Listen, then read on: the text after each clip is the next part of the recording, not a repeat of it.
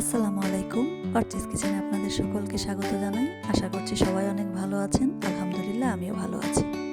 আজ রান্না করেছিলাম রেড সস পাস্তা। চলেন তাহলে আমি রেড সস পাস্তাটা কিভাবে রান্না করলাম সেটাই আপনাদের সঙ্গে শেয়ার করি। আশা করছি আপনাদের ভালো লাগবে। প্রথমে পাস্তাটাকে বয়েল করে নিচ্ছি। পাস্তা বয়েল করার জন্য গরম পানি, তার মধ্যে লবণ, সামান্য সয়াবিন তেল দিয়ে দিলাম। পাস্তা বয়েল করার জন্য পানি খুব ভালোভাবে ফুটতে থাকুক, এদিকে আমি এগ স্ক্রাম্বল করে নিচ্ছি।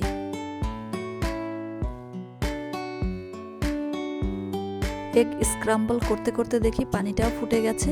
ফুটন্ত পানির মধ্যে দিয়ে দিচ্ছি পাস্তা।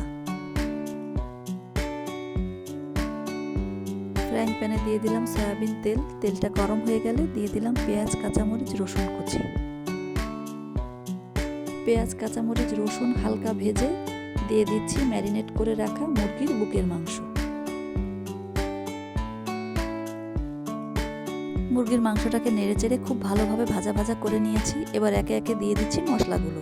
প্রথমে দিয়ে দিলাম শুকনো মরিচের গুঁড়ো, আদা রসুন বাটা, টমেটো পিউরি, লবণ।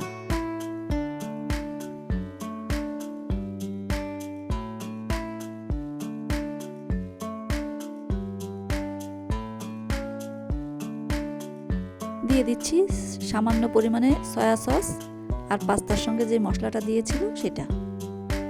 আরও দিয়ে দিলাম কিছুটা টমেটো সস। এবার সব মশলাগুলো খুব ভালোভাবে কষিয়ে নিচ্ছি। মশলা কষাতে কষাতে পাস্তাও বয়েল করা হয়ে গেছে, পানি ঝরিয়ে নিচ্ছি।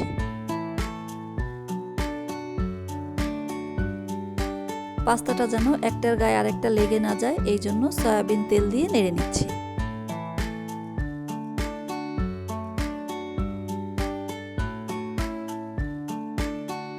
মশলাটাও খুব ভালোভাবে কষানো হয়ে গেছে, দিয়ে দিচ্ছি পরিমাণ মতো পানি। পানিটাও ফুটে উঠেছে, এবার দিয়ে দিচ্ছি বয়েল করে রাখা পাস্তা।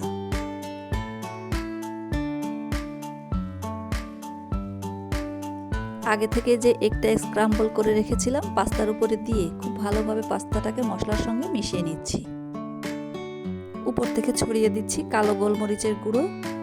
এই তো নেড়েচেড়ে কিছুক্ষণের মধ্যে পাস্তাটা রান্না করে নামিয়ে নিলাম।